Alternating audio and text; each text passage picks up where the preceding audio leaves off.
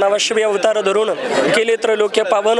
या न्यायाप्रमाणे भगवान शिवजीचे अवतार असणारे संत श्रेष्ठ सद्गुरू निवृत्तीनाथ दादाचा पायी दिंडी सोहळा तीर्थक्षेत्र त्र्यंबकेश्वर ते श्री तीर्थक्षेत्र पंढरपूर या पायी दिंडी सोहळ्याचं पहिलं रिंगण दातली या ठिकाणी भव्यदिव्य स्वरूपामध्ये पार पडतंय।